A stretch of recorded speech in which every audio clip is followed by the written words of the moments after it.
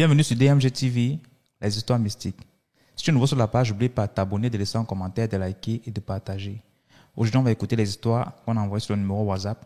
Et voilà. Donc, je vais vous demander d'écouter attentivement, mais avant, s'il vous plaît, laissez un like pour nous encourager, laissez un commentaire, dites-nous d'où vous regardez la vidéo et proposez, si vous avez des solutions pour ceux qui interviennent là, proposez un commentaire.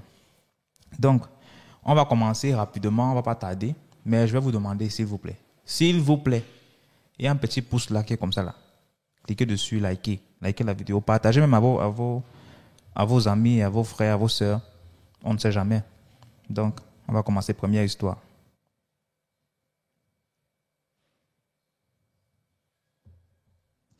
Bonsoir à tout le monde, bonsoir à DMG. Je viens vous raconter le déroulement de la mort de ma mère en fait. Tout commence en novembre 2018 où je m'apprête à sortir en fait. Pardon. Parce que j'étais à l'université, j'étais en deuxième année et vous connaissez les jeunes filles, c'est tout feu, tout flamme avec les sorties et tout. Et là, je prends ma paire de baskets que je me mets à nettoyer. Genre, je ne la touchais pas, elle était posée, j'essayais juste de passer le chiffon. Et je suis allée me laver. Quand je reviens, quand je veux porter la chaussure, ma mère demande d'attendre parce qu'elle a vu des trucs en train de marcher à l'intérieur. Elle me dit d'abord de renverser la chaussure. Je lui dis que ouais, maman, si c'est le modèle pour que je ne sorte pas, mieux, tu me dis, je m'assois et je ne sors pas. Elle me dit non, je suis sérieuse, j'ai vu des trucs à l'intérieur. Après, elle prend la chaussure, elle prend les 2 pieds de chaussure, elle lance sur la cour. Et des chaussures sont sorties de chaque pied, des scorpions noirs. Parce qu'à la base, c'était de faire une pierre 2 coups, de tuer ma mère et de me tuer en fait. Parce qu'à la base, je suis son seul enfant et je suis l'enfant du lycée. Elle ne s'est pas mariée, nous sommes juste restés 2.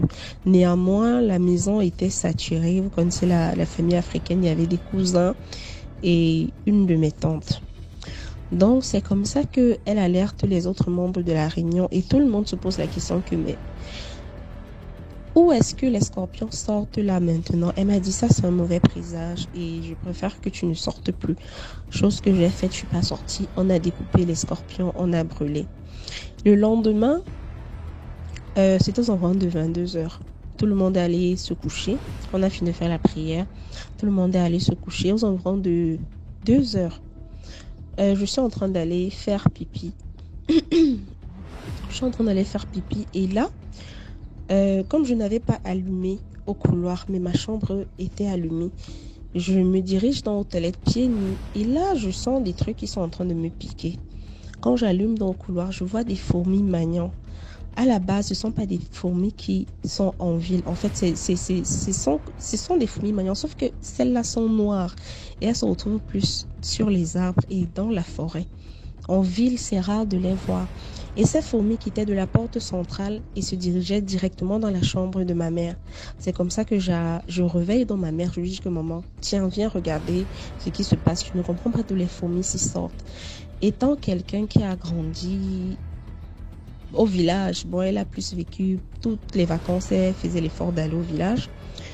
Et c'est là où elle demande qu'on fasse bouillir de l'eau et qu'on verse sur les fourmis. Elle s'est mise à parler que ce que vous me voulez, ce que vous me cherchez, vraiment, vous n'allez pas m'avoir. Ça a commencé avec mon enfant, maintenant ce sont les fourmis que vous m'envoyez. Et les fourmis partaient directement dans sa chambre. Et pour préciser, sa chambre était la dernière chambre. Donc sa chambre était au fond et la chambre de nous, les enfants, était plus haut. On était dans un appartement de 3 chambres. Donc il y avait la chambre des filles et la chambre des garçons. C'est comme ça qu'on a encore recommencé à prier. Et 2 jours plus tard, on se sépare le matin, chacun va à ses occupations. Et moi, je vais en cours. J'arrive en cours et tout, vers 11h, le téléphone est sous silencieux. Bon, vous connaissez le privé parce que j'étais au privé. Tu ne peux pas décrocher. Et c'est à la pause à 13h que je constate qu'elle a essayé de m'appeler 7 fois. Quand je veux relancer l'appel pour l'appeler, je vois un numéro inconnu qui m'appelle. Ce sont ses collègues. Ils me disent, écoute, ta mère ne va pas bien. Là, nous sommes à l'hôpital du camp et il y a parce qu'elle était dans la gendarmerie. Je lui dis, ah ok, d'accord, j'arrive, je demande, mais maman, il y a quoi? Elle dit que je ne sais pas, j'avais très froid et tout. Je dis, d'accord, ce jour-là, ça allait un peu. Nous sommes rentrés. Nous sommes rentrés, on lui a donné des perfusions et tout, et des injections à faire. Nous sommes rentrés. Et quand on rentre la même nuit, elle se réveille, elle dit qu'elle a froid, elle ne ressent pas ses pieds, elle ne ressent pas ses mains. Elle me demande de lui chauffer un peu d'eau. Bon, je suis allée chauffer l'eau. Et comme j'avais sommeil, j'ai oublié la marmite sur le feu. Après, bon, j'ai sursauté, je suis allée prendre. Je dis à maman, attends, je t'ai dit l'eau avant que tu nous mettes tes pieds. Elle me dit non, donne comme ça. Ma mère a trempé ses pieds. Je vous assure que cette eau pouvait déplumer un poulet. Mais elle a trempé ses pieds, elle ne ressentait rien. Elle m'a dit qu'elle ne ressent plus ses pieds, d'accord. Le lendemain, on a passé la nuit, on a recommencé à prier et tout le reste. Le lendemain, quand on se réveille, ma mère, ça ne va pas. Elle n'arrive plus à bouger son corps et tout. On décide d'aller à la garnison militaire. On y va, on passe 3 semaines, on ne voit rien. Et c'est là qu'un garde malade, un monsieur anglophone m'approche, il me dit, ma fille, écoute, la maladie de ta mère, ce n'est pas une maladie qu'on soigne à l'hôpital, c'est une maladie mystique, donc je te suggère de faire appel à des hommes de Dieu et tout. Je dis, d'accord, il n'y a pas de souci. J'ai encore attendu 2 jours. Là, elle ne parlait même plus du tout. Elle n'arrivait plus à se lever pour aller au petit coin. J'étais obligée de la porter pour la faire asseoir sur le pot et de la nettoyer comme un bébé. Alors 3 jours plus tard, je sors avec ma mère de l'hôpital contre avis médical. Je me dirige dans notre paroisse. Je fais part de sa situation au pasteur. Ils arrivent à la maison, ils font des feux et tout le reste. Et c'est là où tout a commencé. Parce qu'ils ont commencé à déterrer les choses à la maison. Je voyais des bouteilles avec des cheveux à l'intérieur. Et laissez-moi vous préciser qu'on avait fait 12 ans dans cette maison. Et étant donné qu'elle était dans l'armée, elle était au gradé, donc toutes les cérémonies de galop, de port ou de galon, autant pour moi, qu'elle avait, on organisait ça à la maison. Donc il y avait toujours affluence, il y avait des tantes qui sortaient du village, qui venaient dormir et tout. Enfin, c'était la joie. On ne savait pas, c'est là qu'ils disent qu'en fait, cette maison était déjà un atterrissage et c'est vrai, on ne savait pas. Parfois, on entendait le sable qui se verse à une certaine heure et un grand vent, comme s'il y a un truc qui est en train d'atterrir, mais on ne prêtait pas attention. Et ma mère était toujours en train de prier. Genre, chaque fois que ça arrivait, elle prie. Elle dit que venez, on prie. Non, on ne comprenait. On dit que ouais, maman, nous, on a sommeil, mais on était toujours en train de prier. On n'avait pas le choix. Et c'est là où il commence à déterrer les trucs. Il commence à déterrer. Après, la partie qui m'a tuée, c'est qu'on était dans les carreaux, dans un appartement carrelé.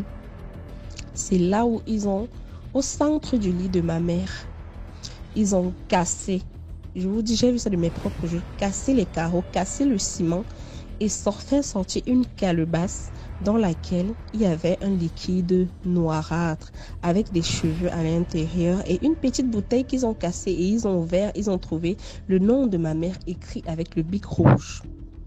Ils ont mis décembre. Donc, ils n'avaient pas précisé. Ils ont juste mis décembre. Et effectivement, ma mère était décédée en décembre. C'est donc comme ça que on a commencé à prier et tout. Et parmi les 2 pasteurs, il y avait un qui était vraiment exorciste. C'est là où il me demande que est-ce que vous avez vu un signe précurseur et tout. Je dis non, on n'a rien vu. Il me dit qu'il n'y a pas eu un incident, que vous n'avez jamais.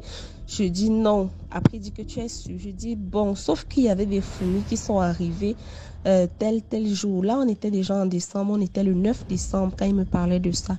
Il me dit oh là là, il fallait venir me dire ça bien avant. Je dis mais pasteur, moi je ne savais pas. Il me dit que quand on vend quelqu'un aux femmes là ou bien dans une loge, ce sont ces fourmis-là qui viennent prendre son âme, son esprit, si je peux dire ça comme ça. Et dès qu'ils repartent, s'ils repartent, quand ils arrivent comme s'il fallait même prendre 2 ou 3 et garder. Et c'est avec ça qu'on devait travailler. Mais là, on n'a plus rien. Ça veut dire qu'il n'y a plus rien à faire. Il faut juste attendre. Néanmoins, quand tu as une situation, il y a toujours ceux qui connaissent. Et parmi, il y a... parce qu'à la base, je suis... bon, c'est trop de détails, mais il fallait qu'on aille faire une tradition après mon village, qu'on appelle les Bokas. Il fallait qu'on aille faire ça. Et c'est comme ça que je décide de prendre la route avec ma mère. Et je vous jure que j'ai vécu la sorcellerie. J'ai loué une voiture. J'ai loué une voiture en cours de route. Les roues ont commencé à éclater. On avait tous les problèmes du monde. Et finalement, on a dormi dans une chapelle. Et quand on arrive là-bas, le pasteur de là-bas me fait comprendre que ma fille, c'est parce que ta mère ne veut pas mourir devant toi. Mais si je t'envoie acheter, ne serait-ce que le sucre, quand tu vas revenir, elle va mourir. Et c'est comme ça qu'il était pratiquement 2 heures. Ma mère a commencé à agoniser de 2 heures jusqu'à 5 heures et elle est décédée. Donc, juste pour vous dire de faire très attention. Les personnes qui arrivent chez nous ne nous aiment pas forcément et le malheur ne vient jamais de loin. Il faut vraiment être très prudent. C'était mon message. Et c'est comme ça qu'elle est décédée donc, le 18 décembre. Donc, merci. Wow. Histoire vraiment triste. C'est pas possible de nos jours. On ne sait même plus à qui faire confiance. C'est-à-dire que tu fais une fête pour ta famille et derrière là, c'est pas évident. Laissez un like, likez la vidéo s'il vous plaît. Si tu viens d'arriver, laisse un like. N'oublie pas. Il y en a qui disent, moi j'oublie souvent de liker. Tu oublies comment alors que je te rappelle chaque fois. Like là, il y a un petit pouce comme ça. Clique-moi dessus, c'est tout. Hein? C'est intéressant. La prochaine histoire, c'est un audio qu'on m'a envoyé. C'est pas forcément la personne qui m'a envoyé qui a raconté l'histoire, mais il m'a envoyé l'histoire de leur groupe familial. Donc, on va écouter. Femme, t'as pas tué là. Pour jouer après avoir pleuré, après les lamentations, il faut toujours tirer les enseignements de tout ce qui nous arrive. Des sources sûres, selon les informations qu'on m'a données depuis, puisque j'ai un peu la famille là-bas, c'est le neveu de cette femme qui l'a tué, avec la complicité de la grande sœur de cette femme, qui est la mère du garçon. Il se pourrait que depuis hier, on a attrapé les deux. Donc, après tu me sais que tu n'as pas beaucoup de papa, depuis un mois, s'il ne boit pas le sang, il va mourir. S'il ne boit pas le sang, il va mourir. C'est comme ça ils ont formé un coup. Ils ont fait appel à la tante, elle réside à Douala, ils ont fait appel à la tante comme s'il y avait un souci au village, tout ça. La tante aussi, par amour de la famille, est descendue à Yon. C'est ainsi que le neveu, la nuit, a coupé la gorge et a bu le sang. A coupé la gorge, a bu le sang, avec la complicité de la grande soeur de cette femme. Donc cette femme est Satan. Il a coupé, il a bu le sang. Donc, c'est quelque chose qui s'est passé dans la nuit. Et le lendemain, elle a eu le courage d'aller cultiver et faire semblant comme elle cultivait avant qu'on a tué sa petite soeur. Heureusement, comme le sang humain est ce qu'il est, dès qu'une goutte tombe, tu montes, tu descends, on va t'attraper. Donc, on a attrapé la maman. Parce que tout le monde était surpris que on l'a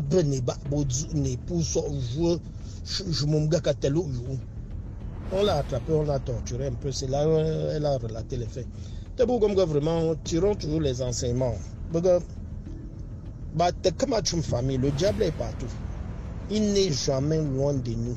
Le diable n'est jamais loin de nous. Prions chaque fois et restons avec les yeux ouverts. Avec les yeux ouverts. Que la contamine complètement, à part ou alors même ton enfant. Que la contamine complètement. Motaja. Pour yo, papa. C'est ma petite contribution à partager cette information. Merci. Voilà, et je vous promets que la vidéo, je l'ai.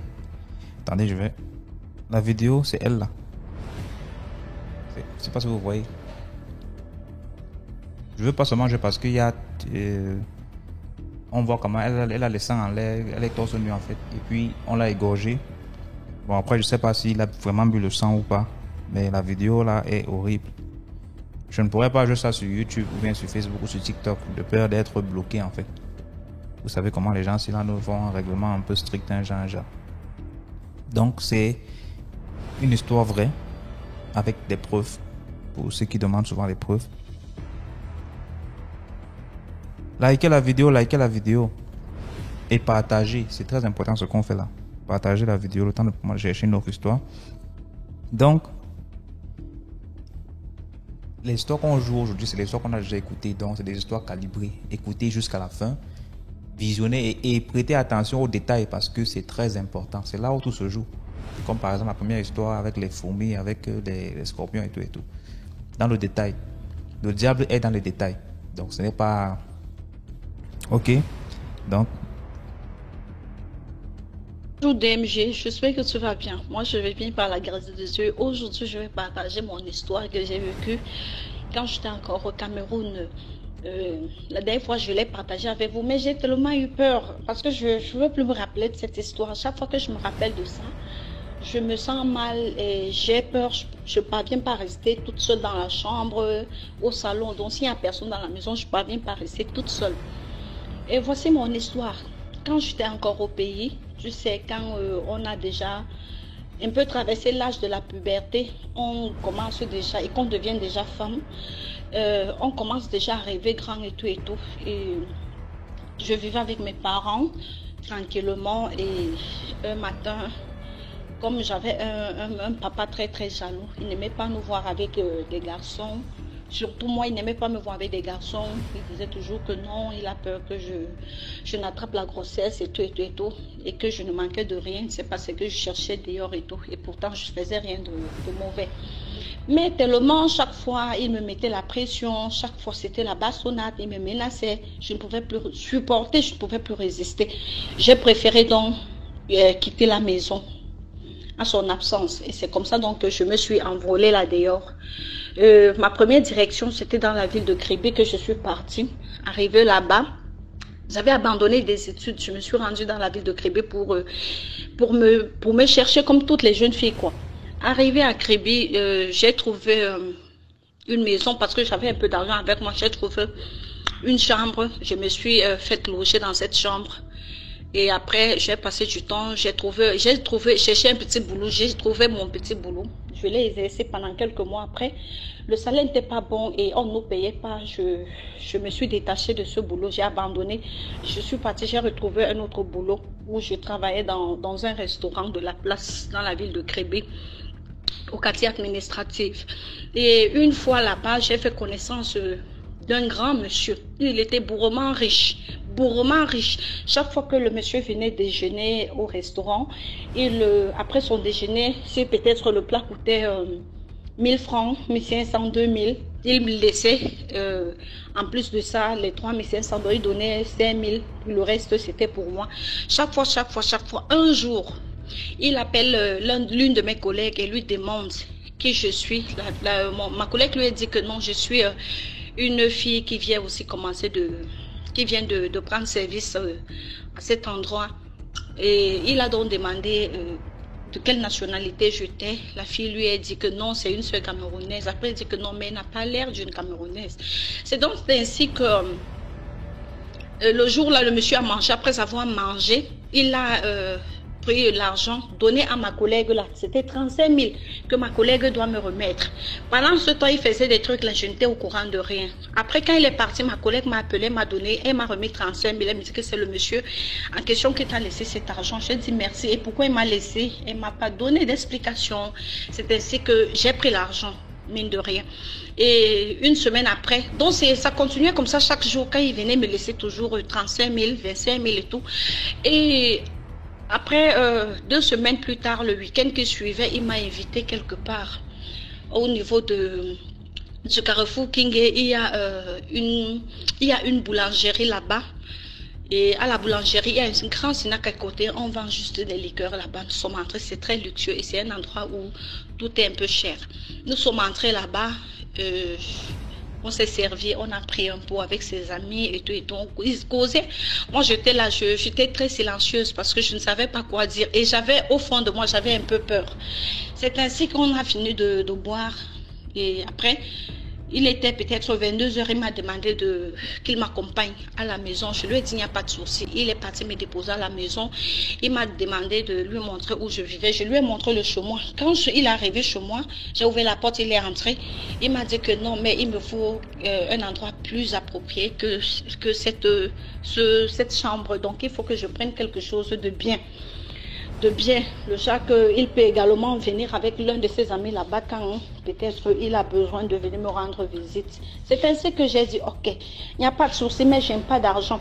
Il a enlevé une enveloppe, il y avait combien dedans? 800 000. Il m'a remis, il m'a demandé que dès demain, je dois chercher la maison, un appartement, chambre, salon, cuisine. Et je dois équiper la maison. Et mes trucs que j'avais de l'autre côté, comme ce n'était pas très bien, que je dois partager. C'est ainsi que j'ai dit, ok, il n'y a pas de souci. Je suis partie, j'ai contacté des gars qui m'ont trouvé un appartement dans un autre quartier, vers le quartier Ngoué. Je suis partie là-bas, j'ai pris l'appartement et je vivais là-bas tranquillement. Et le monsieur, quelque temps après, m'a offert une voiture. Et comme je ne connaissais pas conduire et je n'avais pas de permis, il m'a trouvé un chauffeur. Le chauffeur, c'est lui qui s'occupait de moi. C'est donc là qu'il m'a proposé de laisser le travail que je fais et que je dois lui dire ce que je veux faire. Je lui ai dit ce que je voulais faire. Il m'a payé la formation de ça. Et ma formation, je l'ai faite pendant 3 ans, 6 mois. J'ai obtenu mon diplôme et après cela, on vivait ensemble. Un soir, un jour, peut-être 1 an ou 2 ans après, on était ensemble toujours. J'ai perdu mon oncle. On m'a appelé, il était gravement malade depuis très longtemps, même avant que je ne fasse connaissance de ce monsieur. On m'a appelé, maman m'a appelé que mon oncle est décédé. C'est ainsi que quand le programme était sorti, le corps a fait presque 1 mois à la morgue. Et j'ai appelé maman, elle m'a envoyé le programme. Je suis partie trouver le monsieur dans son bureau. Je lui ai parlé du programme et tout et tout. Et quand je partais, il m'a remis 1 million de francs dans une enveloppe. Et ses collègues aussi, qui sont ses amis, ont cotisé. Ils m'ont remis cet argent. J'ai pris l'argent, c'était 1 800 000. Je suis rentrée à la maison. M'a prêté pour aller au deuil. Et arrivé maintenant, à l'entrée de chez moi, il y avait un restaurant. Je me suis arrêtée là pour manger. J'ai mangé un bon plat de mbongo, du rat, avec du macabo. J'ai bu 2 castels. Et quand j'ai fini de boire, je suis descendue à la maison maintenant pour porter ma valise parce que je l'avais déjà préparée depuis la veille. Je suis partie porter ma valise et m'habiller et partir. Parce que j'avais pris mon bain le matin avant d'aller le retrouver au bureau. C'est ainsi que quand j'arrive, j'ouvre ma porte, tout était bloqué. Je ne sais pas, je pousse la porte, tout est bloqué. Je pousse, tout est bloqué. J'appelle, comme on habitait dans une cité, il y avait des hommes en tenue aussi parmi nous. C'est comme ça que je commence à crier. Du coup, ma bailleresse est sortie. Elle demande qu'est-ce qui ne va pas, ma fille. Je lui dis non, je pousse ma porte. J'ouvre ma porte, je pousse la porte, ça ne s'ouvre pas, c'est bloqué. Je ne sais pas ce qui ne va pas. C'est ainsi qu'elle est venue aussi. Elle m'a aidé, on a poussé. C'était toujours bloqué. Et les gars sont venus. Quand les gars sont venus, on a poussé la porte. La porte s'est finalement ouverte. Qu'est-ce qu'on a trouvé? Une sirène qui était couchée dans mon lit. Et mon pull, dont les vêtements que j'avais déjà prêtés le matin pour voyager, il avait pris l'un de mes pulls parce que c'était en saison, il faisait un peu froid, en saison pluvieuse. Il a pris mon pull, il a enroulé ça sur son cou. C'est ainsi que je suis restée comme ça. Je lui ai observé, il m'observait. Il était mignon, je vous assure, je n'avais jamais vu une sirène. Il était mignon, noir, black, avec de longs cheveux, on a arrêté un pompon. Il était très beau, franchement. C'est ainsi que je lui ai seulement dit, s'il te plaît, je sais que c'est ta maison, mais je ne sais pas ce qui m'avait poussé à dire ce mot. Je sais que c'est ta maison, mais s'il te plaît, je ne suis pas venue te faire du mal. Je vais juste prendre ma valise et ce que j'en ai besoin, je te laisse avec la maison. Et c'est ce que j'ai fait. Tout le monde était en train de m'arrêter. Ne fais pas ça, n'entre pas là-bas, ça va te faire du mal. Je dis jamais. Je vais entrer. Et arrivé là-bas, il y a un papa du quartier qui m'a appelé. J'ai récupéré mes choses. Après, un papa du quartier m'a appelé. Après avoir pris mes choses, j'ai refermé la porte. Il me dit, ne voyage pas. Si tu voyages, quelque chose de mauvais va t'arriver. Appelle ta famille, tu les parles de ce que tu viens de vivre. C'est ainsi que j'ai fait cela. Maman m'a demandé de ne pas voyager. Et c'est comme ça que je suis restée. Je suis partie rester chez une amie. J'ai passé du temps là-bas 3 jours avec elle. Quand je suis revenue pour le 3e jour, j'ai toujours trouvé le même esprit là. Là, la porte n'était plus bloquée. Je l'ai trouvé toujours sur place. le même endroit où il était allongé. J'ai encore refermé la porte. C'est donc là que je suis partie faire appel au pasteur. Il y avait une église de réveil à côté. Je suis partie faire appel au pasteur. Les pasteurs sont venus. Et heureusement, il y avait une croisade le jour-là. Il y avait beaucoup de pasteurs qui sont venus. Ils m'ont compris, sont venus. On a fait des prières. On a commencé des prières de 7 heures. L'esprit là a quitté ma chambre. Bref, ma maison à 16 heures. Et pendant même que d'autres pasteurs venaient pour faire la prière là-bas à la maison, il y a des pasteurs qui ont fait de l'accident. L'autre a coupé l'orteil, l'autre, les genoux, il s'est blessé. Il y avait au moins ceux 2 qui sont allés à l'hôpital. Et les autres sont sortis sauf ça. Ils ont fait la prière de 7 heures jusqu'à 14 heures. Jusqu'à 14 heures, oui. Que l'esprit nous a libérés. Et quand il est parti, je suis partie, j'ai réchangé mes draps, j'ai balayé la maison, j'ai lavé, parfumé et tout et tout. Les gens m'ont conseillé de ne pas dormir là-bas, ils disaient qu'ils devaient dormir. J'ai fait ma prière parce que je suis chrétienne. Et j'ai fait ma prière, j'ai dormi toute la nuit quand même. Sans vous mentir, je n'avais pas fermé l'œil, j'avais trop peur. Et j'ai dormi avec la lumière et pourtant ce n'était pas dans mes habitudes. Et le lendemain dans la nuit, le monsieur m'appelle vers 22 heures. Il me dit, tu es où? Je suis à la maison. Il me dit, qu'est-ce qui se passe chez toi? Lui dit rien du tout, rien ne se passe chez moi. Après, il a insisté. Je lui ai dit, mais rien ne se passe. C'est là qu'il est venu me dire, je veux te voir. Il a envoyé son chauffeur de venir me chercher. Le chauffeur est venu me chercher. Nous sommes allés quelque part loin, sur la route de la Lobier. Il y a un hôtel là-bas. Nous sommes allés là-bas. Et il a commencé à me blâmer. Qu'est-ce qui s'est passé à la maison et tout. Je n'aime pas ce que tu as fait et tout. Dès demain là, je veux que tu quittes la maison là. Tout ce que j'avais acheté dans cette maison, tu abandonnes ça là-bas. Je quitte la maison. On t'a acheté, tu as trouvé un autre appartement. Tu laisses tout ça, même tes habits et tout. Je vais racheter d'autres. Il a encore enlevé 1 200 000, il m'a remis. J'ai pris l'argent, mais je n'avais rien fait avec.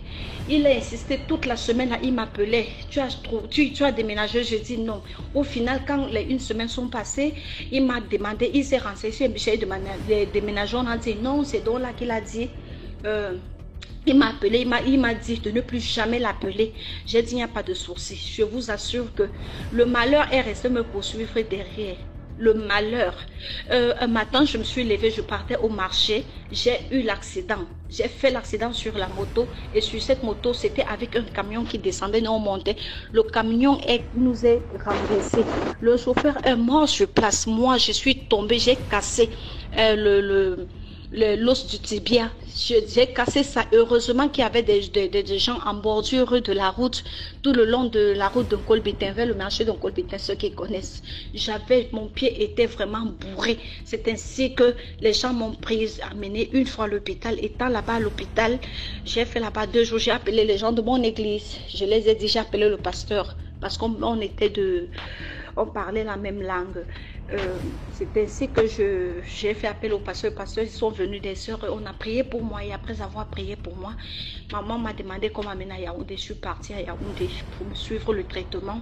Quelque temps après, on m'appelle pour me dire que on a cassé ma maison. On a ramassé tout des trucs. Et on a cassé ça, c'était en plein 10 heures du matin. On a ramassé tout ce qui était dedans. Et ils ont laissé une lettre là que j'ai de la chance. Prochainement, c'est ma tête qu'on va trouver sur un plateau. Ils m'ont ramassé jusqu'au sous-vêtement. Je suis rentrée le jour avec un pied cassé et la béquille et tout. Je pleurais. Maman m'a demandé, tu pars où avec le pied? Elle dit que non, il faut que j'arrive à Kribi. Je me suis battue, je suis accompagnée l'un de mes cousins. Il m'a accompagnée, je suis partie à Kribi. J'ai essayé de faire à la gendarmerie. On me demande les parties des trucs qui étaient à la maison et les gars avaient tout ramassé. C'est ainsi que je ne savais plus quoi faire. J'ai laissé tomber l'histoire. Je suis rentrée. Quand je rentre maintenant, je quitte. Dieu me fait grâce. Quelques mois après, j'ai retrouvé un peu ma santé, malgré que je suis restée infirme. Mais je suivais quand même aussi le traitement. Je suis partie à Douala. Je me suis reconstruit là-bas et Dieu m'a fait grâce et il m'a ouvert des portes. Parce que je ne vous mens pas, après avoir vécu ce coup, je suis retournée à zéro. Je ne parvenais plus à manger. Je passais des semaines et des semaines sans manger. Je n'avais plus de vêtements. Je suis devenue comme un enfant. Donc j'étais obligée de rentrer chez mes parents. Donc voilà un peu, c'est pour dire aux filles que franchement, nous voulons vraiment... Nous voulons vraiment être des grandes personnalités, mais parfois, faisons attention avec de qui nous sortons, parce que des hommes qui nous offrent beaucoup de cadeaux, puisque moi, il est le tout premier homme qui m'a fait découvrir, même c'est à partir de 500 000, le tout premier, et m'offrir une voiture, puisque je roulais dans les voitures. Donc, c'est pour dire aux filles de faire attention, le dehors est pourri. Les hommes que nous voyons riches et tout, ne les envions pas parce que les gens là nous pourrissent la vie. Aujourd'hui, je m'ai fait grâce, j'ai donné ma vie au Seigneur, je me suis repentie et cette histoire reste toujours gravée dans ma mémoire et je l'ai toujours racontée partout autour de moi et je n'ai jamais caché ça à personne, ma famille est au courant de ça. Donc aujourd'hui, franchement, quand je me rappelle de ça, j'ai pris conscience et je ne sors plus à n'importe qui aujourd'hui. J'ai même tellement peur quand on me dit bonjour, je prends seulement la fuite. Donc voilà un peu mon histoire que je voulais partager avec vous. Merci, bonne soirée et que Dieu vous bénisse. Merci. Bye. Voilà. Histoire intéressante. Et on peut aller en tirer nos leçons. Et le meilleur moyen de s'en sortir, c'est de travailler. Hein? Travaille ton argent, mange toi-même, c'est tout. Pour éviter la qualité de problème là. Laissez un like s'il vous plaît. Et laissez un like, ça ne coûte rien. Likez, merci. Merci pour ceux qui like déjà. Merci pour ceux qui partagent la vidéo tous les jours là. Merci, merci. Merci à vous pour les commentaires, pour vos multiples commentaires là. Merci. Et pour la force que vous donnez. On ne refuse pas la critique, pardon. S'il y a des améliorations qu'on peut faire ici là, écrivez en commentaire. Ici là, c'est on grandit ensemble. Hein. On grandit ensemble donc. On va passer à la 4e histoire donc. Et écoutez attentivement s'il vous plaît. Hello, Mbolo Samba, toute la famille. Bonjour DMG. Vous allez bien, j'espère. Aujourd'hui, je viens encore vous raconter une petite histoire. C'est une histoire que j'ai vécue quand j'étais adolescente. Dans mon quartier, il y avait un autochtone du quartier, un papa. C'était un homme gentil, loyal. Quand on venait même d'arriver au quartier, c'est lui qui nous avait accueillis. C'était vraiment le genre d'homme, de papa cool, quoi. Le genre, il s'entend bien avec les parents. Il est attentionné avec les enfants. Lui-même aussi, il avait sa femme et ses enfants.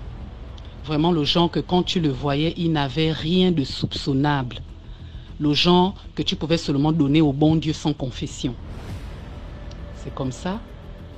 Un jour, c'était un week-end, comme ça. Il y avait des jeunes là, dans mon quartier. Les week-ends, ils avaient toujours l'habitude de jouer au ballon. Dans une cour, il y avait une grande cour là, quelque part. Et à côté de cette cour-là, il y avait une maison qui était en construction. Donc, elle était inachevée. Et à côté de la maison, là, il y avait une fosse septique. Donc, c'est la fosse septique de la maison là, mais qui était déjà faite. Et comme vous voyez la fosse septique, l'extérieur, il y a toujours un tuyau là, gris ou comme ça là. Et maintenant, parmi les enfants là qui jouaient au ballon, l'un d'eux a shooté la balle qui a roulé jusqu'à la fosse septique. Donc il va récupérer la balle et tout. Au moment où il se courbe pour ramasser la balle, il entend une voix qui sort de la fosse septique. En fait, une voix qui vient de la fosse septique. Au secours! Au secours! Aidez-moi! Le petit, il se rapproche, il tend bien l'oreille à là où il y a le tuyau là qui sort là de l'extérieur. Il entend bien. Au secours! Aidez-moi! Il appelle les autres. Les gars, venez entendre. Et les autres accourent là et tout. Quand ils viennent aussi, ils entendent la même chose. Ils alertent les parents. Quand les parents arrivent, ils entendent la même chose. Les parents maintenant vont appeler le chef du quartier qui vient avec ses gens. Eux aussi, ils entendent la même chose. Maintenant, le chef du quartier dit aux hommes de poigne qui étaient là que bon, cassez-moi la fosse septique là. Quand ils cassent la fosse septique, qui on voit à l'intérieur, c'est carrément le papa là, le papa gentil en question. Affaibli, nu comme un ver de terre.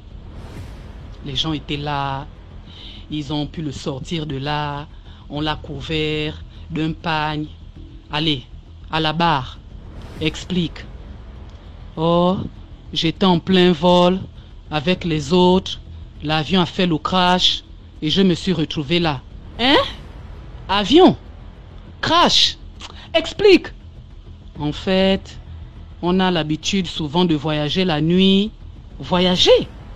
Pour aller où? Et faire quoi? En fait, les nuits, quand on se retrouve, on se transforme, chacun prend son apparence. Après, on s'envole pour aller dans des réunions où on décide de manger tel, de boire le sang de tel, de coucher avec tel, d'appauvrir tel. Et papa, l'élément a tout vomi dans la pression. Jusqu'à il a fui le quartier, je te dis. Jusqu'à il est devenu tristement célèbre.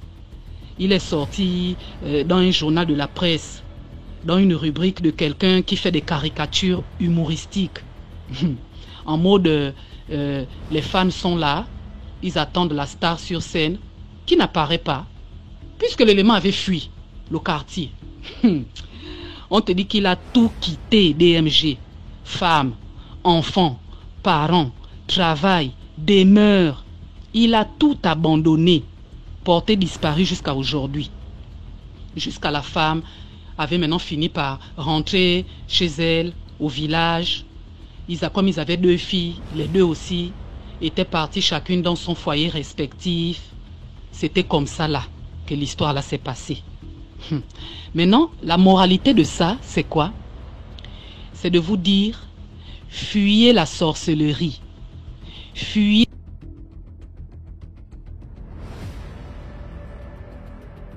Le téléphone est tombé là. Permettez que je ramasse le téléphone.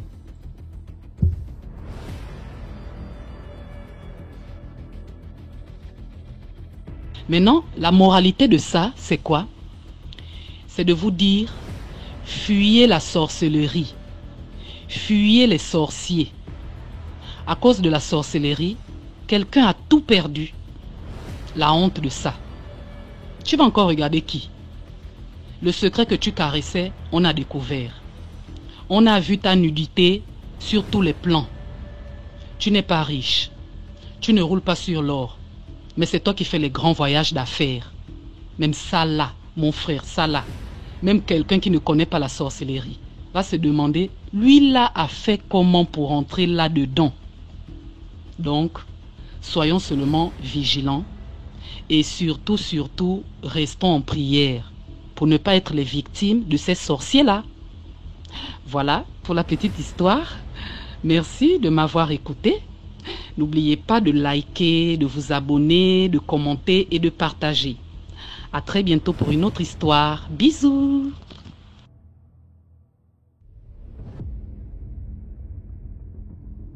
N'oubliez pas de liker, de commenter, de vous abonner, de partager. Et à très bientôt pour une nouvelle. C'est comme ça. Likez s'il vous plaît. Tout à l'heure mon téléphone est tombé. Ça s'est même cassé encore. C'est-à-dire que le téléphone WhatsApp a été cassé. Maintenant ça s'est encore cassé, encore Pro Max. Donc... Et que ça finisse de casser là comme ça, attends la prochaine vague d'argent qui arrive, hein, parce qu'à l'heure là, je ne vais pas utiliser mon téléphone principal pour faire l'appel WhatsApp là. Oui. Donc, on va continuer.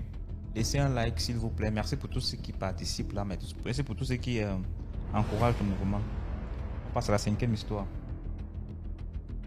La prochaine histoire, c'est j'espère que vous avez le cœur. Moi, j'ai écouté la moitié, j'ai arrêté.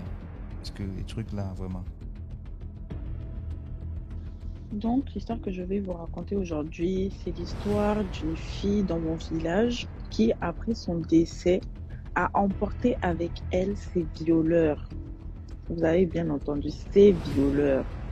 Donc, c'était une petite fille, elle avait même pas 4 ans quand ça a commencé. C'était une petite fille, hein, comme tout autre enfant innocent qui pense qu'à jouer, pense à manger et autres. Et donc, cette petite fille, elle s'est fait violer par plusieurs hommes de mon village. Donc, il faut savoir que je viens de Mayotte. Et à Mayotte, en fait, la sorcellerie n'est pas très développée comme en Afrique.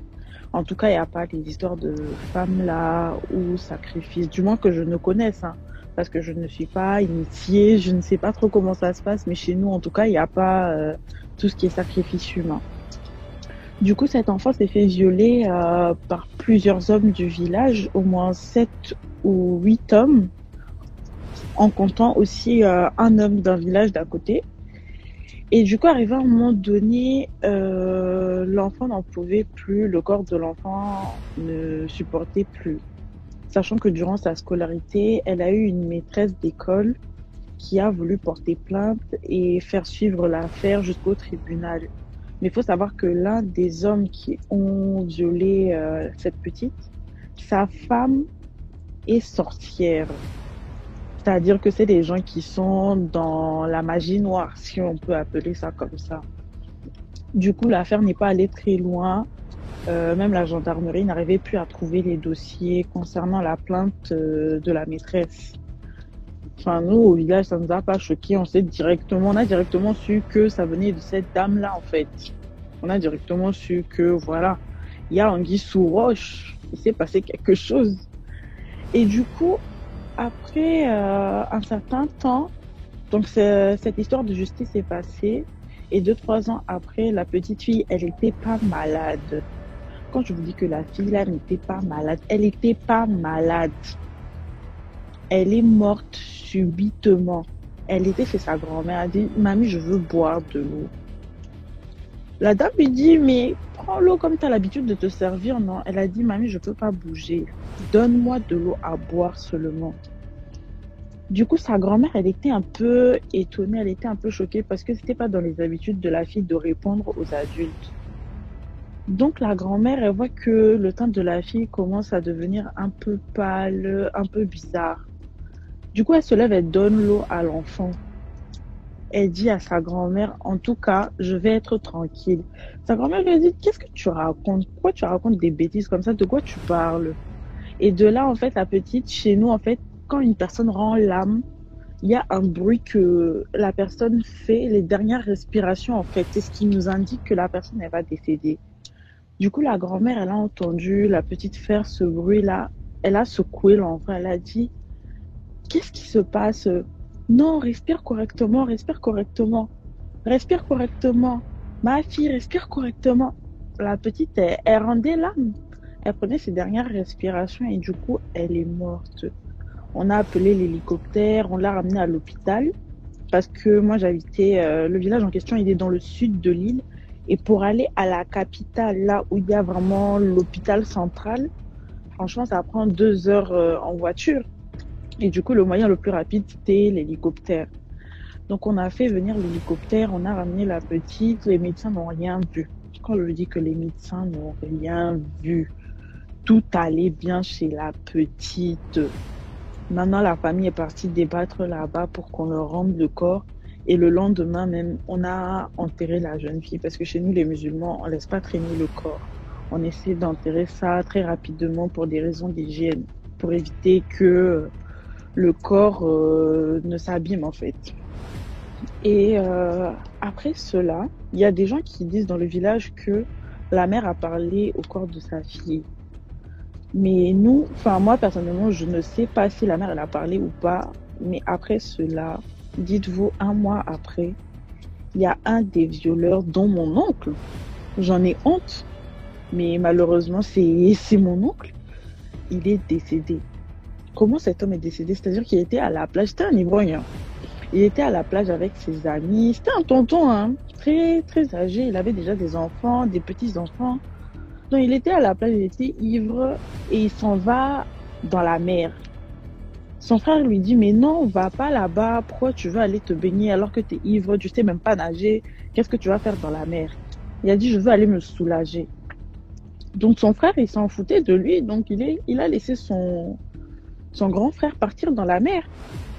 On n'a pas retrouvé le corps le jour même. Le lendemain, en fait, on se lève.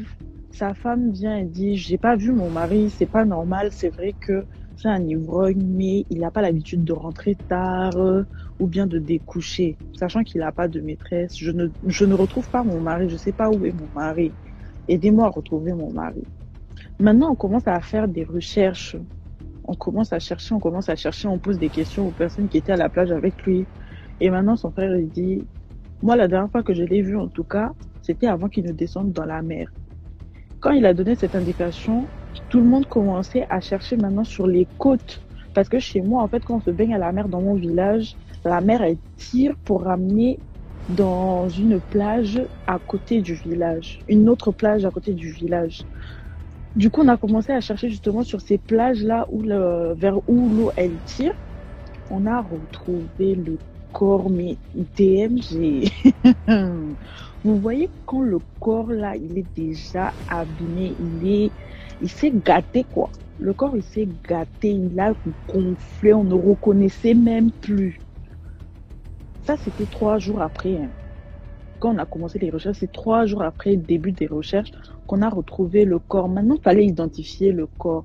Il y a un de ses grands-pères qui a dit, pour reconnaître celui-ci, il avait fait une opération dans la jambe gauche et il y avait un bout de métal qu'il fallait retirer, mais qui n'a jamais retiré. Vous voyez, s'il y a toujours ce métal-là, c'est que c'est lui. Parce que chez nous, pour reconnaître un corps, on regarde soit les orteils, soit les doigts de la personne, mais même en regardant ces membres-là, on ne reconnaissait pas le corps. C'était gâté. On pouvait même plus reconnaître le visage, tout avait gonflé. C'était horrible à voir. Moi, j'ai vu, franchement, ça m'a traumatisé. Jusqu'à aujourd'hui, ça m'a traumatisé. J'ai jamais vu un corps comme ça après le décès. Donc, les médecins, ils ont regardé et ils ont identifié justement que c'est ce monsieur parce qu'il y a le bout de métal qui est encore dans la jambe en question. On a enterré le monsieur 1 semaine après, non, 1 mois après, pardon. En fait, les décès, ils s'enchaînaient, mais 1 mois après un décès, 1 mois après un décès, 1 mois. Donc, ça a suivi comme ça. Il y a eu 4 décès après le décès de la jeune fille. Et quand on regardait bien, c'était les gens du même village. Et en plus de cela, un des messieurs qui sont décédés, il y a un autre mec qui est du village d'à côté. Du coup, quand on relit bien tous les fils qui suivent, on s'est dit, mais c'est bizarre. La petite, elle est partie. Et en 4 mois, elle a emmené 4 personnes avec elle. C'est pas normal. Mais qu'est-ce qui se passe?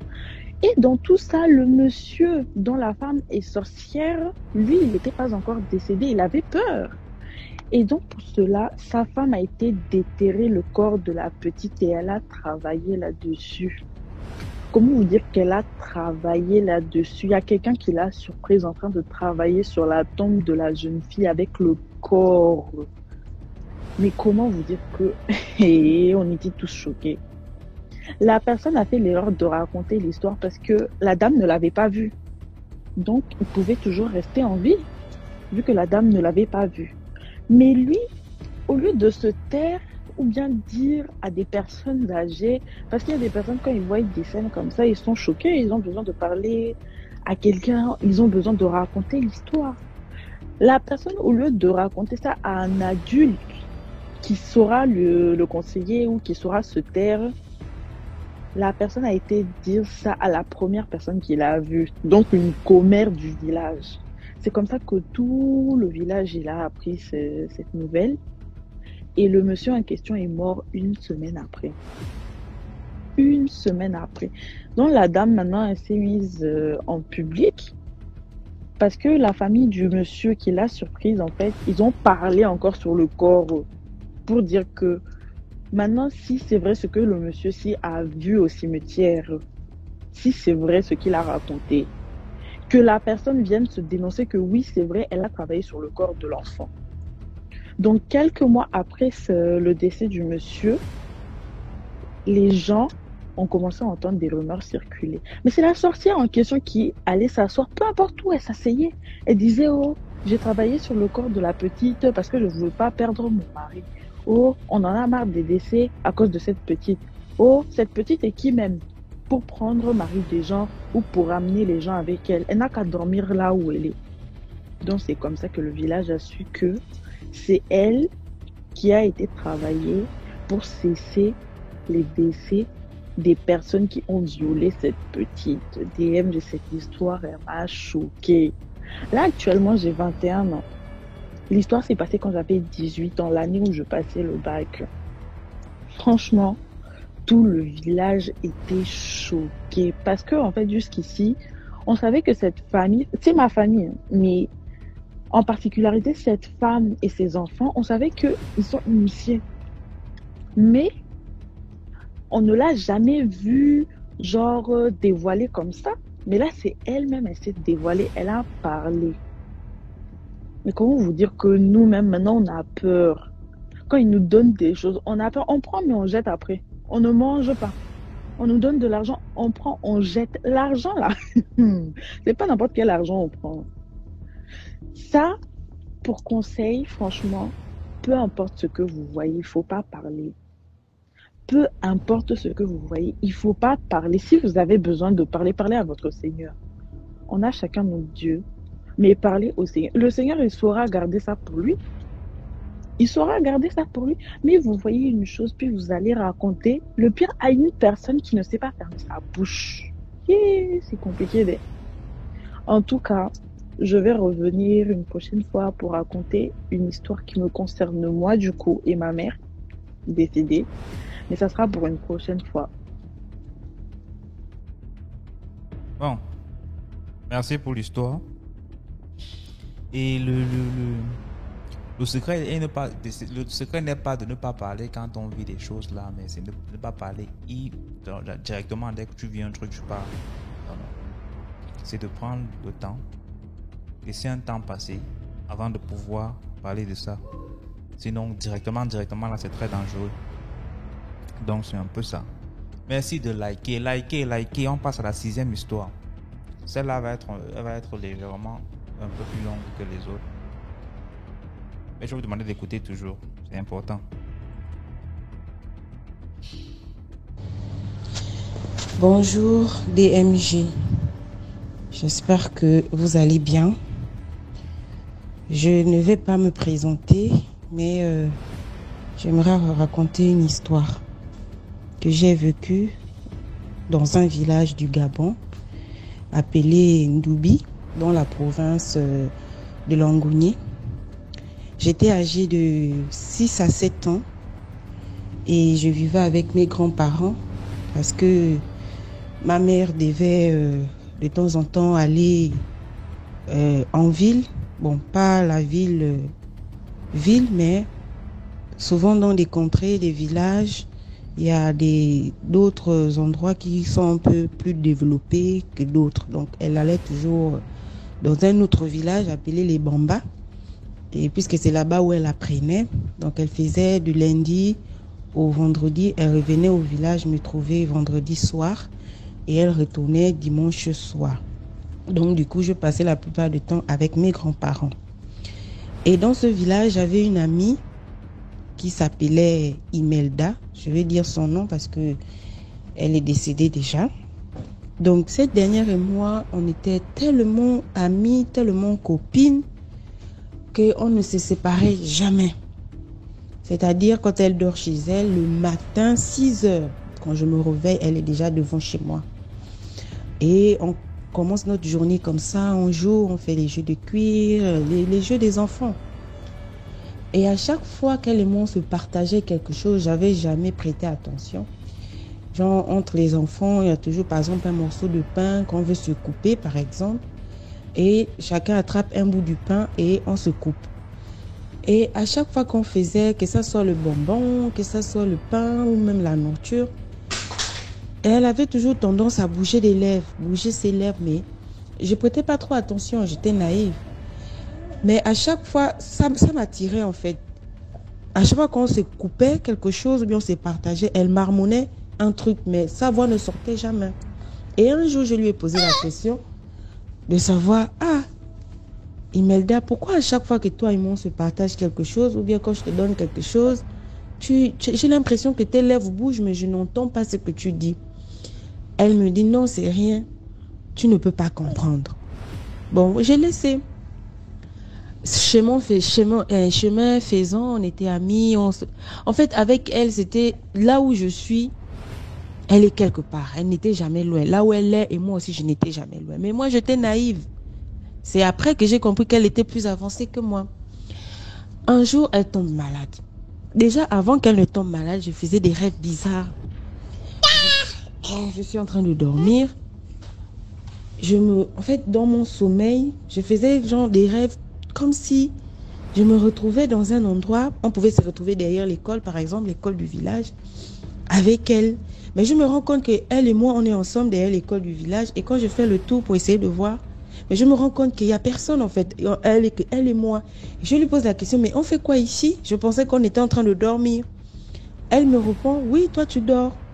Mais moi je suis avec toi. Dans le rêve, je lui dis, comment ça, moi je dors et toi tu es avec moi? Je ne comprends pas. Je m'en souviens que je me suis allongée entre mon grand-père et ma grand-mère. Mais comment je me retrouve ici avec toi? Toujours sa même phrase, tu ne peux pas comprendre. Je disais, bon, ok. Et on joue dans le rêve, je me réveille le matin. Mais je n'avais pas la présence d'esprit d'expliquer ça à ma grand-mère. Je laissais, je faisais, bon, ce n'est pas grave, c'est juste le rêve. Un autre jour encore, je dors, je me retrouve au bord de l'eau. Toujours avec elle, je lui vois arriver. J'ai dit, oh, tu fais quoi là? Oh, je suis venue te trouver. J'ai dit, tu viens me trouver comment? Moi, je suis en train de dormir. Et elle me répond encore, toi, tu dors, mais moi, je suis avec toi. Je ne faisais pas le lien. J'ai dit, ah, en tout cas, toi, tu aimes toujours me raconter tes mêmes choses.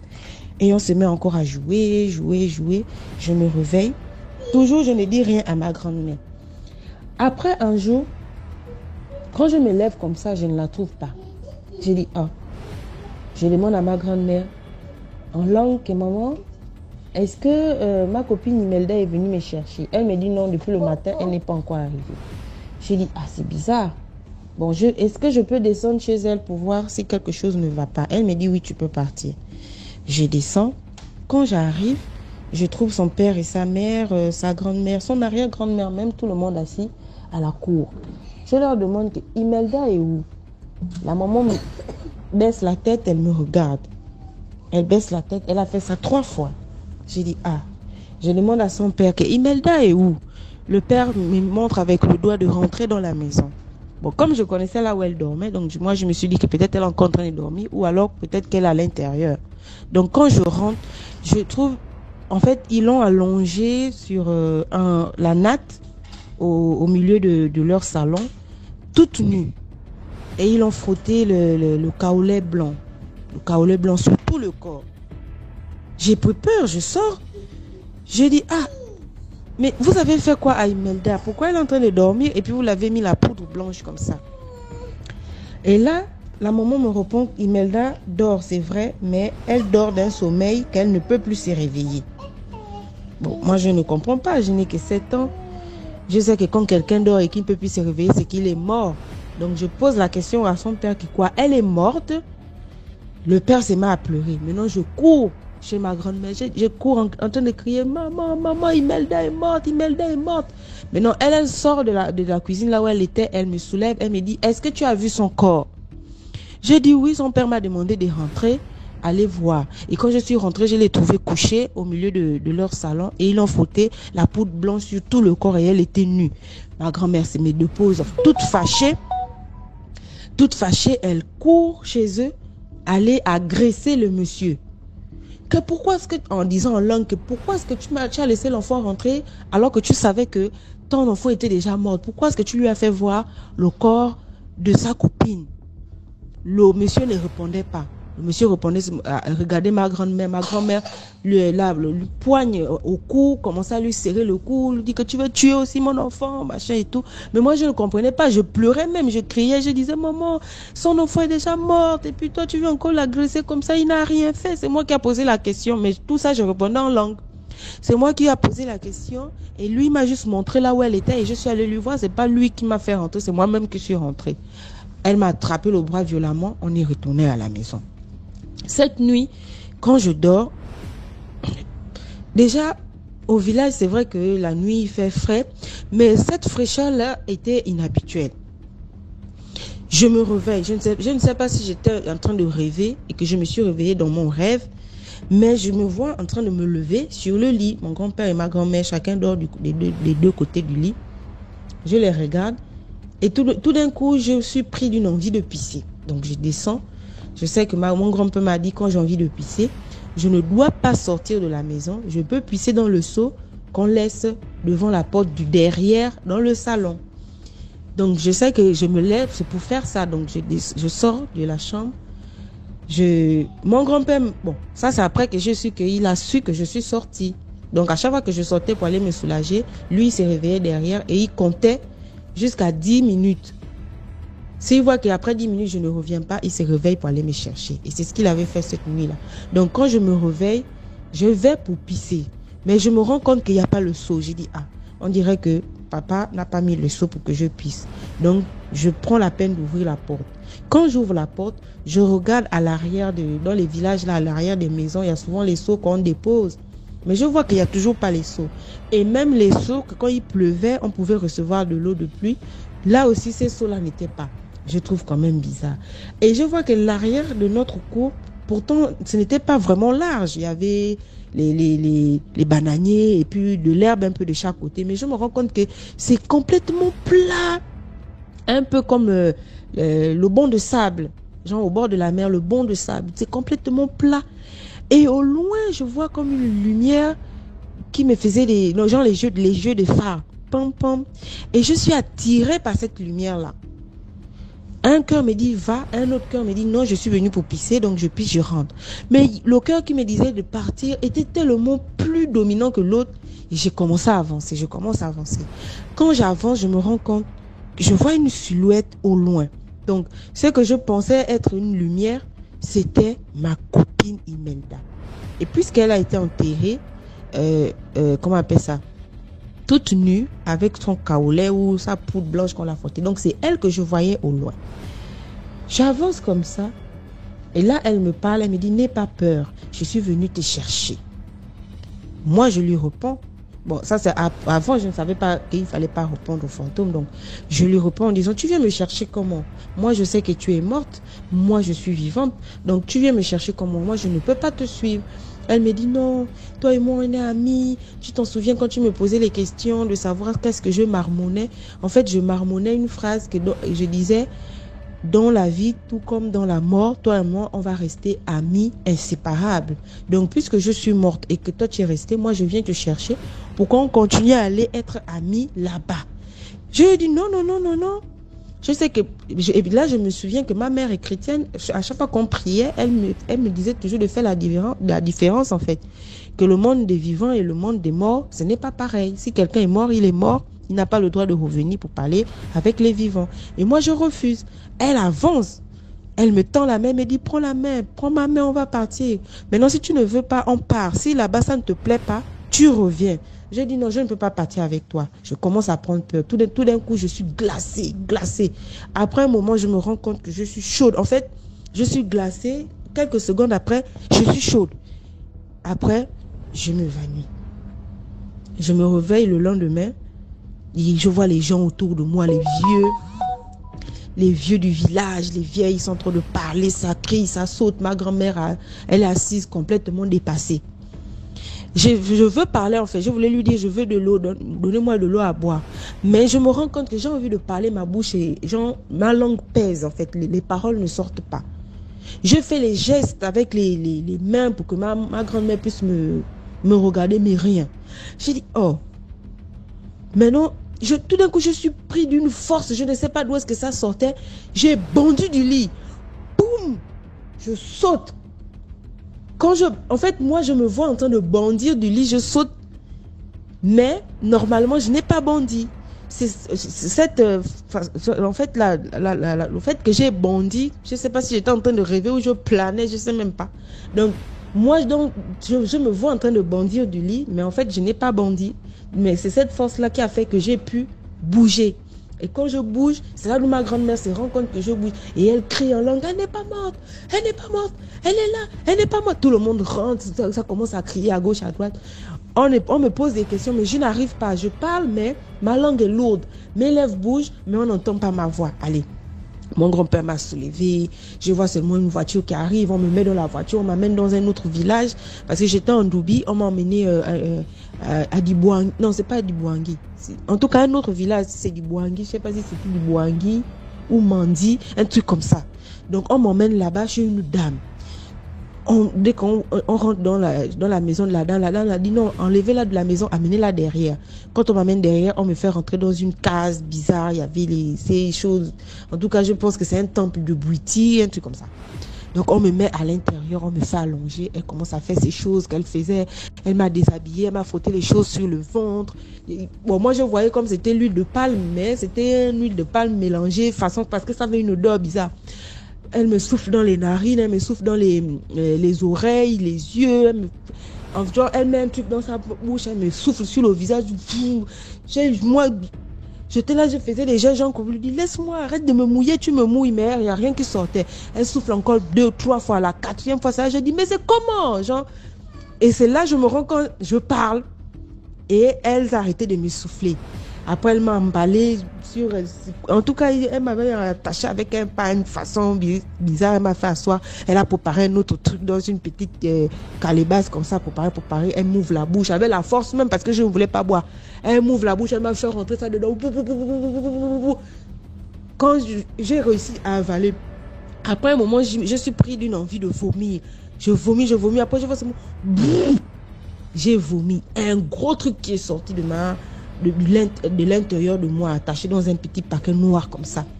Quand elle a fondu ça, dès qu'elle a fondu, il y a eu un genre comme de fumée qui est sorti de là. Après, elle a appelé mon grand-père et puis ma grand-mère, tout le monde qui était là, qui venait, c'est bon, l'enfant est sauvé. Maintenant, elle a pris mon ventre, elle m'a incisé sur le ventre, elle frottait un truc bizarre, une poudre, en tout cas, elle frottait et elle marmonnait quelque chose, elle frottait, elle marmonnait quelque chose. Maintenant, je lui pose la question, mais je n'entends pas en langue, je n'entends pas ce que tu es en train de dire. Tu me frottes les choses, tu es en train de dire. Je m'en souviens que ma copine faisait la même chose. Je n'ai pas envie de me retrouver encore quelque part. Après, elle me répond en disant non, tu ne vas plus te retrouver quelque part. J'ai mis une barrière entre toi et elle. Désormais, elle va rester de l'autre côté et toi, tu pourras vivre normalement. Maintenant, elle a dit à mon grand-père qu'elle a interdiction de manger le crabe. Jusqu'à la fin de sa vie, elle ne doit pas manger le crabe. Je pose la question, pourquoi? Elle m'a juste dit, tu dois respecter ça, c'est interdit, tu ne dois pas manger le crabe. J'ai dit, ok, d'accord. Donc, dès que ma mère a eu écho de tout ça, quand elle est revenue, elle ne m'a plus laissé. Elle m'a seulement soulevé. Et là, on ne retournait plus au village. Quand elle m'a soulevé, on est direct venu à la capitale, à Libreville. Elle a pris une chambre, on s'est installé et jusqu'au jour d'aujourd'hui.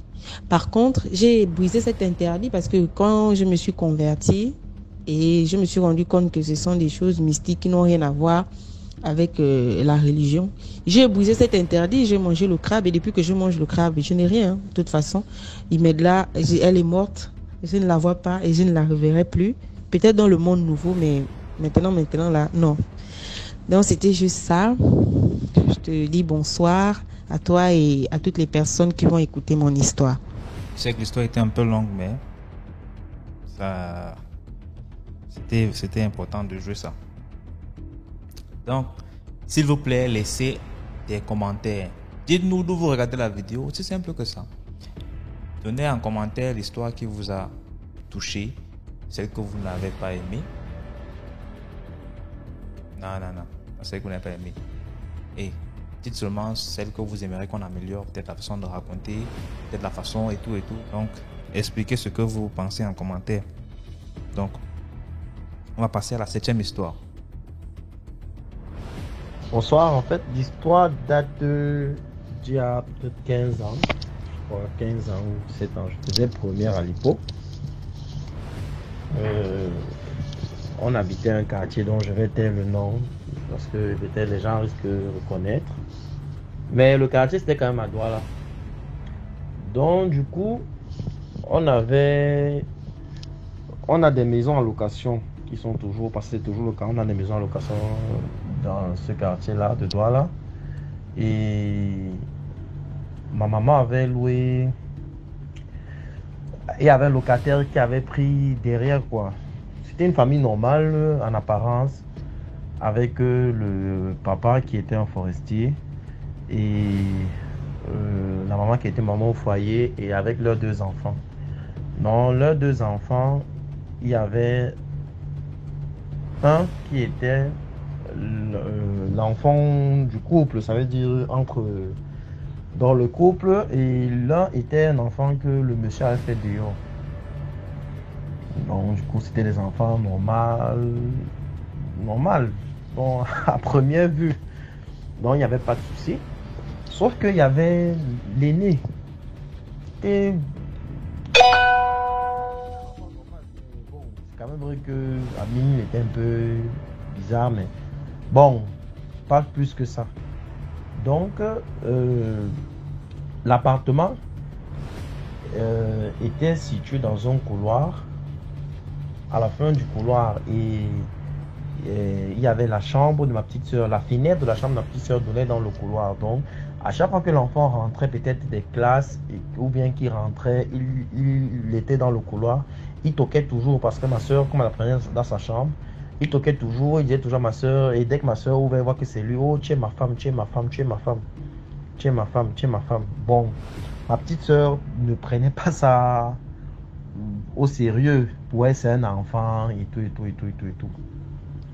Sauf que, peu de temps après, ma petite soeur se plaignait qu'elle a la sensation qu'elle dort dans la nuit, à partir de minuit. C'est comme s'il y a une présence dans sa chambre et tout et tout. La dernière fois même, elle a eu l'impression que quelqu'un s'est assis sur le lit. Donc, vous voyez, quand vous êtes couché sur le lit, quand quelqu'un vient s'asseoir, donc tu sens que quelqu'un vient s'asseoir, puisque le lit s'affaisse, donc dans son sommeil et tout et tout. Bon, moi je suis quelqu'un de nature plutôt éveillé, vraiment. Bon, elle m'a dit ça dans un premier temps, je n'ai pas trop pris vraiment au sérieux. Elle s'est plainte à la maman aussi n'a pas vraiment pris au sérieux. Mais c'était déjà avec beaucoup d'insistance. Et comme nos portes, la porte de la chambre de ma petite soeur et la mienne n'étaient pas très éloignées, donc du coup une nuit elle est venue me supplier vraiment de venir dormir avec elle, que vraiment elle n'en peut plus. Elle a l'impression qu'il y a une présence dans sa chambre et tout, et tout, et tout, et tout, et tout, et tout. Je lui ai dit non, va, couche-toi, rien ne va se passer et tout ça. La journée, elle me fait comprendre que vraiment et tout, et tout, si je pense qu'elle ment, que vraiment que j'essaie de ne pas dormir et moi-même je vais voir. Très courageux, je suis quand même quelqu'un de plutôt courageux et vraiment qui n'a pas peur. Je suis quelqu'un de plutôt courageux qui n'a pas peur et je suis toujours genre je m'en fous. Donc ce jour-là, j'ai donc décidé de faire la veillée. Tout le monde dormait à la maison, naturellement et tout. Tout le monde dormait. J'étais couché sur le lit aux environs de 1h du matin. Donc la distance entre la chambre de ma soeur, je vous l'ai dit précédemment, et la mienne n'est même pas de plus d'1 mètre. Donc il suffit juste que j'ouvre la porte, je suis déjà devant la chambre de ma petite soeur, quoi. Donc j'étais couché, elle avait fermé sa porte, pas à clé, la porte de sa chambre ne se fermait pas à clé. Et à 1h du matin, j'entends comme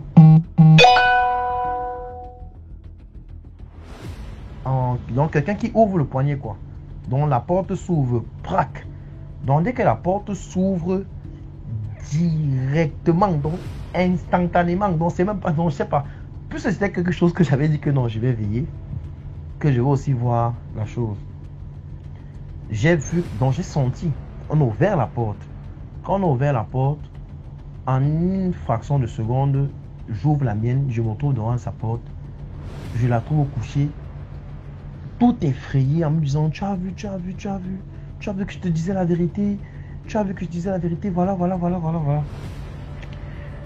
Et que j'ai oublié, vous allez m'excuser, précédemment, elle disait que quand elle dort dans la nuit, peut-être les amours de 3 heures, quand peut-être sa porte est entrouverte, elle a l'impression que quelqu'un est en train de la guetter et qu'une fois même, elle a vu un visage, le visage était tout noir, donc poilu, avec des yeux rouges, je te crois, qui l'observait dans la nuit, pris de frayeur, elle avait carrément mis le drap. Donc, puisqu'elle avait décrit vraiment la chose et tout, donc moi c'était du genre, on va appeler ça quand même, c'est vrai que je suis courageux, mais il faut courage. Que la chose là où c'est le sorcier, c'est n'importe quoi. On va seulement voir ça, tant que c'est chez moi, moi je ne dors pas, moi je suis éveillé, je vais taper ça comme un mangue. Donc, et en fait, le jour là qu'elle s'est effrayée, dans la chose qui était en train de l'observer au niveau de la porte, ça c'était pas la nuit où j'ai ouvert, j'ai vu qu'il n'y avait personne. Ça, elle avait raconté ça à ma terre précédemment, mais la terre n'a pas cru. Ma terre avait l'habitude de s'élever dans la nuit pour aller pisser. Donc la chose qui était en train de l'observer dans la nuit, tout pétrifié, elle était en train d'observer la chose. La matin a ouvert la porte pour aller pousser dans la nuit à 3 heures. la chose a fui et entré à la cuisine et monté dans le plafond. La matière est sortie, babadé, oh, tu fais quoi là? Quand ma petite soeur a essayé d'expliquer que non, en fait, c'est pas elle, la matière l'a pas cru. Donc, quand ça s'est passé comme ça, c'est moi-même qui suis allé voir la matière, puisque je suis l'aîné, j'ai dit à la matière que non, il y a un truc de pas normal et tout. Là, c'était déjà 2 personnes, la matière était obligée de prendre ça au sérieux. Et elle a fait passer l'encens et tout. Après ça, la nuit là, quand même, j'ai dormi ma petite soeur. J'ai été persécuté comme jamais.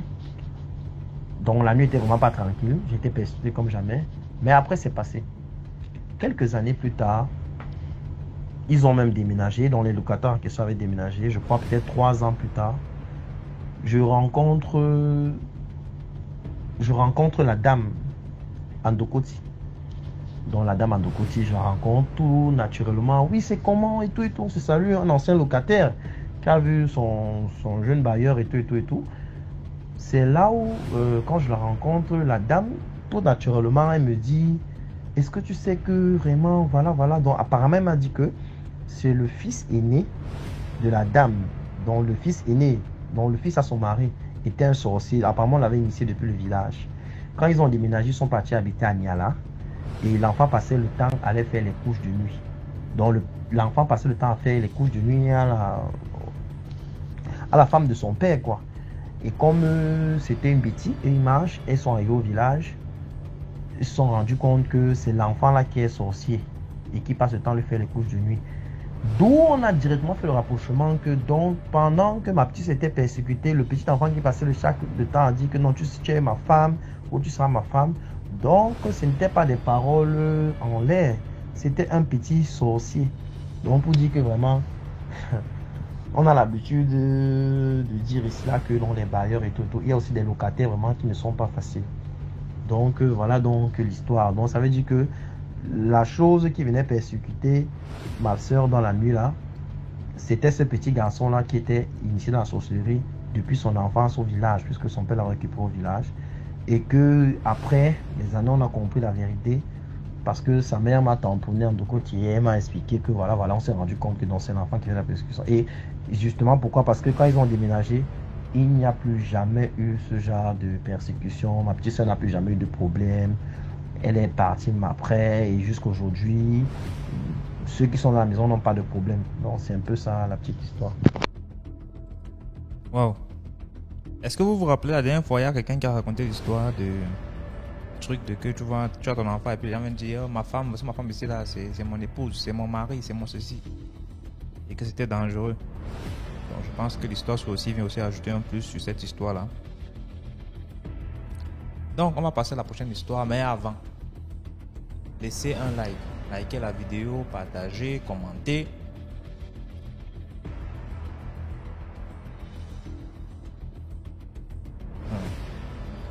Ok, prochaine histoire, l'histoire des trucs des filles avec les sabots là, vraiment. Écoutons. Bonsoir DMG, j'espère que tu vas bien. La famille aussi, j'espère que tout le monde va bien. En fait, je fais ce message pour sensibiliser les hommes. En fait, je vais être plus bref en fait, j'ai mon grand frère. C'est quelqu'un qui gagne très bien sa vie. Il n'est pas marié à la base. Il fait le genre, il va de femme en femme. Il va de boîte de nuit à boîte de nuit. Dernièrement, alors, il est sorti. Il allait signer un contrat, oui. En rentrant dans son contrat, il a rencontré une fille qui cherchait à prendre la moto. Il a proposé à la fille s'il dépose la fille et la fille a accepté. Après, il a déposé la fille à l'entrée de sa maison. Après, la fille dit à la fille que tu n'as pas fait quoi à la maison. Moi, j'aimerais que tu viennes plutôt chez moi, on tue le temps ensemble, l'histoire de faire mieux connaissance. La fille dit que tu ne trouves pas que c'est trop tôt. Il dit que non, moi je ne trouve pas. Bon, la fille valide, non, elle vient à la maison. Quand la fille arrive à la maison, on a 3 chiens. Donc mon grand frère a 3 chiens chez lui. Il a 2 femelles et un mâle, les bergers. s'il te plaît. Quand la fille arrive, les chiens se mettent à aboyer. Même les chiots, parce qu'il y a une chienne là qui a mis bas. Même les chiots commencent à pleurer. Je dis que merde. Ça, c'est quelle qualité encore comme ça? Que celui-là a encore ramené, qui nous a encore ramené quoi tout. Qu'est-ce que le mami Wata? Jusqu'à les chiots se mettent à aboyer. Les chiens d'abord, généralement, quand les chiens, je ne te connais pas, ils aboient, donc tout le monde sait ça. Maintenant que les chiots aussi se mettent à pleurer, là-bas c'est déjà autre chose. Je fais la remarque à mon grand frère, j'ai mon grand frère que, mais toi, tu as ramassé d'abord la fille ici de ouf. Elle arrive chez nous, regarde d'abord son accoutrement. Ça, c'est quoi ça? Il me dit que pardon, je ne lui dérange pas, que c'est sa vie. J'ai dit que, hey papa, j'ai compris. Après, je lui demande que, ouais, tu dis que la fille là, tu l'as ramassée comme, tu l'as ramassée où? Il se met à m'expliquer comment il a pris la fille. Donc, il me dit que dans ses intentions, c'était qu'il allait coucher avec la fille. Je dis que, de toutes les façons, c'est ton problème, c'est ta vie. Moi, je m'en vais, chez mon gars. Quand j'arrive chez mon gars, je lui explique un peu le problème. Mon gars me dit que, tu veux que je te dise quoi, c'est une grande personne et on ne conseille pas les grandes personnes. Il me dit que, je dis donc, d'accord, il n'y a pas de souci, c'est entre vous, non. Les hommes qui font la délinquance sexuelle. Je suis là. Je dis à mon gars maintenant, 19h30, je dis à mon gars que bon, moi tu me vois, je vais déjà rentrer. Il me dit que non, tu rentres pourquoi?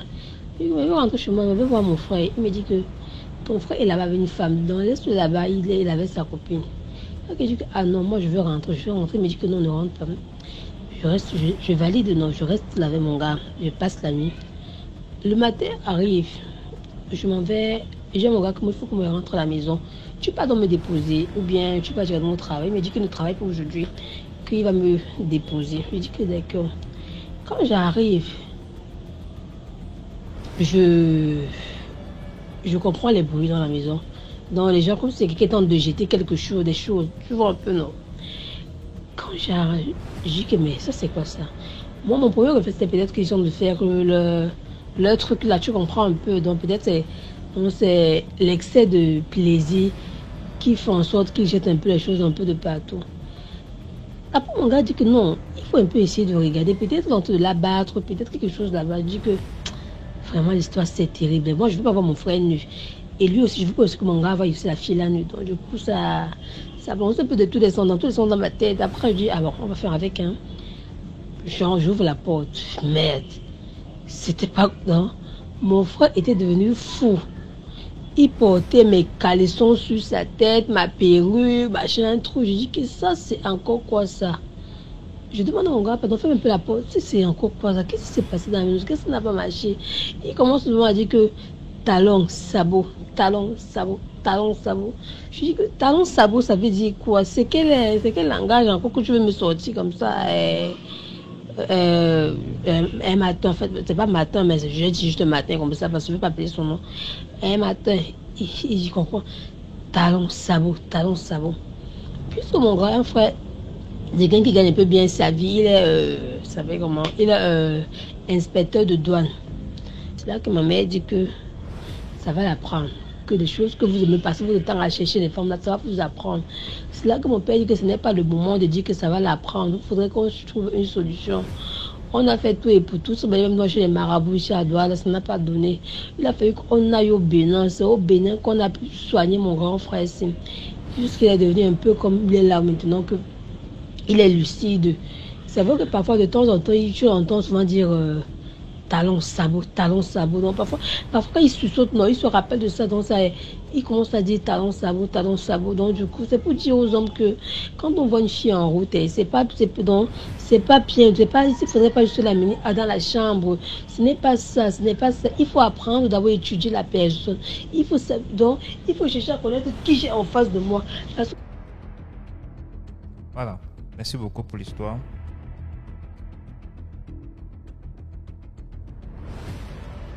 Bref, en tout cas, je vous laisse le soin de dire ce que vous pensez en commentaire.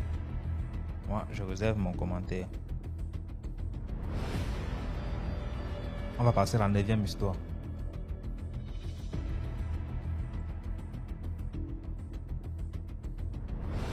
Bonjour DMG, bonjour à tous. Voilà, je suis une sœur capverdienne. Je voulais vous raconter une histoire qui s'est passée chez moi il y a très longtemps. On m'avait raconté ça quand j'étais encore petite. Et jusqu'à aujourd'hui, voilà, j'ai pas oublié. En fait, c'était un monsieur, un coureur de jupons en fait. Et c'était un vrai vantard. Et il disait à ses amis que lui, aucune femme ne pouvait le résister, tout ça.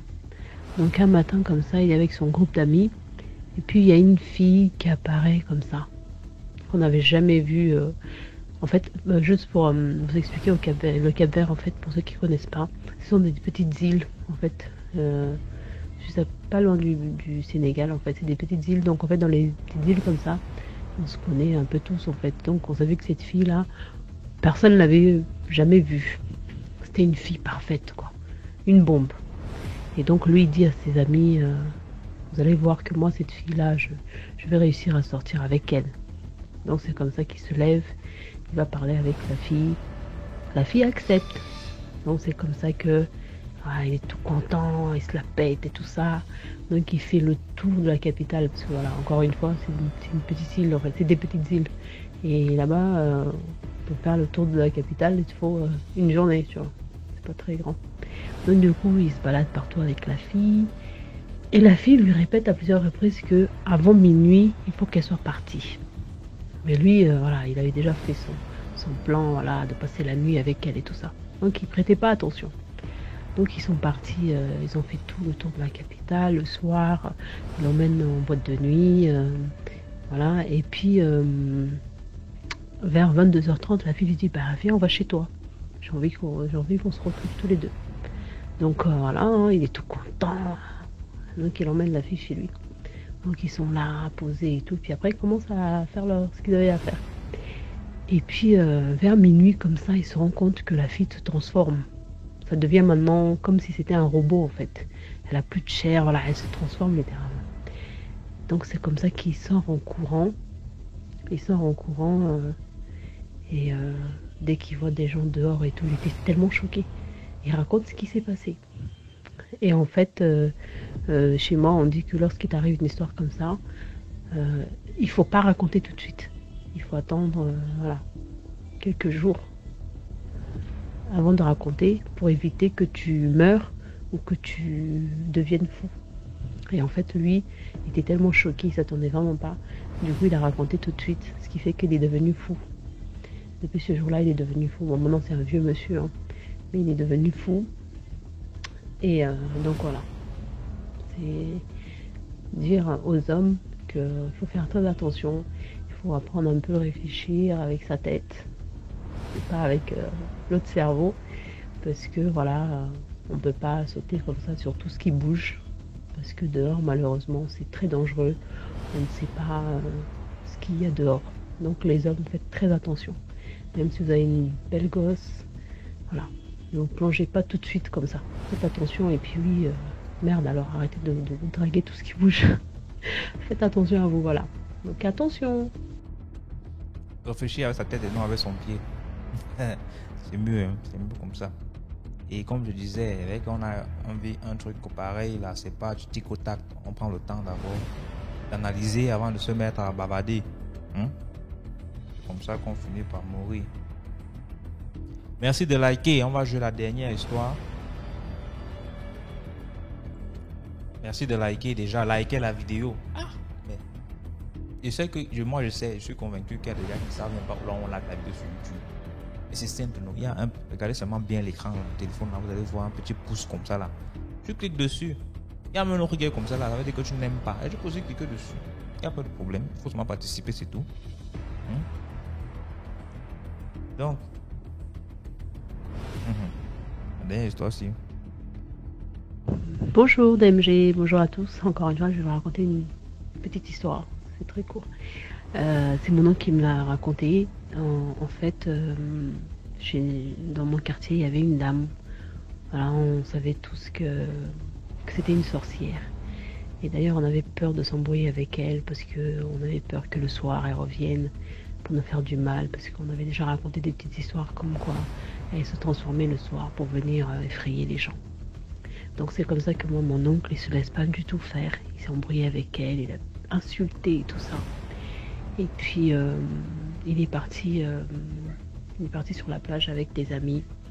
Et voilà, en fait, voilà, sur les petites îles comme ça, on avait l'habitude de dormir sur la plage. Là, il n'y avait aucun danger, donc c'est juste à côté de la maison, on dort sur la plage. Donc mon oncle a décidé de partir avec ses amis à la plage et il a décidé de dormir là-bas. Donc ce soir-là, il m'a raconté que en pleine nuit comme ça, il a aperçu une chèvre qui avait l'air très en colère, qui avait des yeux rouges comme ça. Et mon oncle, franchement, je le salue parce qu'il a peur de rire. J'aurais fait une crise cardiaque sur le champ. Mais bon. Donc voilà, donc en fait, il voit la chèvre qui vient vers lui. Mais voilà, il sent vraiment qu'elle vient pour venir lui faire du mal, quoi. Donc en fait, il attrape un bâton et puis il frappe la chèvre au niveau des pattes et tout. Il la frappe bien. Puis elle fuit en boitant et tout. Elle fuit. Puis il se rendort. Voilà. Il me dit, mon oncle, franchement, il est trop fort. Donc il a peur de rien en fait. Et il se rendort. Le lendemain, il remonte à la maison. Et il passe à côté de chez cette dame-là. Et comme elle a l'habitude d'être toujours assise devant la maison, ce jour-là, elle n'était pas assise. Et du coup, mon oncle demande à son fils, bah alors ta mère, elle est où? Et son fils dit non, ma mère, elle s'est cassé le pied. En fait, elle ne peut pas marcher, elle s'est cassé le pied. C'est comme ça que mon oncle rentre pour aller voir la dame. Genre pour aller lui présenter ses excuses, quoi. Et mon oncle me dit qu'il lui dit donc c'est bien toi. C'est bien toi qui es venu le soir là pour venir me tuer, pour me faire quelque chose. Donc voilà. Là, je t'ai cassé le pied. Prochainement, là, transforme-toi en ce que tu veux. Tu vas me trouver encore sur la plage. Donc voilà, pour vous dire que c'est vrai, il faut éviter les problèmes avec les gens parce qu'on ne sait pas qui est qui. Et voilà, mon oncle, voilà, la dame l'a bien trouvé parce que c'est une personne qui ne se laisse pas faire. Il est très courageux. Mais voilà, comme je dis encore une fois, ça aurait été moi, je pense que j'aurais très facilement fait une crise cardiaque s'il m'arrivait quelque chose comme ça. Donc faites attention, évitez les problèmes et priez surtout, ayez la foi, priez. Je pense que ça aussi, ça l'a beaucoup aidé. C'est ça qui l'a aidé à ne pas avoir peur à ce moment-là. Donc voilà, c'était ma petite histoire. Merci beaucoup pour tous ceux qui ont regardé le programme jusqu'à la fin. On arrive à la fin de cette émission et j'espère que vous avez aimé. Laissez vos histoires sur le numéro WhatsApp, c'est le 6 55 81 90 17. Et s'il vous plaît, quand vous racontez l'histoire, évitez les bruits autour de vous. Allez dans un endroit calme là. Vous parlez normalement comme je parle ici. Pas besoin de faire trop de protocole là. Parlez simplement comme on va vous comprendre. Sachez que peu importe où vous écrivez votre histoire, elle va être écoutée pas seulement par votre localité, mais aussi par d'autres. Il y aura des Gabonais, Guinéens, Camerounais, Maliens, Sénégalais, Congo, Béninois, Ivoiriens. Il y a tellement. Hein? Donc, parlons de telle sorte que tout le monde puisse nous entendre, nous comprendre et apprécier l'histoire aussi. Ok? Comme mon frère de Cameroun là qui a parlé en son patois quelque part. Bon, c'est vrai que l'histoire n'était pas pour DMG TV, mais si on raconte comme ça, là, il y aura plusieurs qui ne vont pas comprendre. Déjà, comme au Cameroun, c'est pas tout le monde qui va comprendre le Bami. Donc, merci à tous ceux qui ont participé, merci. Et je vous dis, en dehors du fait qu'on est là pour sensibiliser, on est aussi là pour apprendre à se connaître. Ça veut dire que dans les commentaires, moi je lis déjà des gens qui viennent là régulièrement, qui se démarquent un peu du lot parce que quelque part ils essaient de faire un commentaire, voilà, moi c'est tel, j'écris tel. C'est comme ça que j'apprends aussi à vous connaître un peu. Donc indiquez, signalez-vous en commentaire, dites-vous vous écrivez la vidéo, ça fait combien de temps vous avez découvert la page, qu'est-ce que vous appréciez, qu'est-ce que vous n'appréciez pas. Comme ça on va grandir ensemble. Merci beaucoup et demain pour demain aussi on va faire une autre vidéo.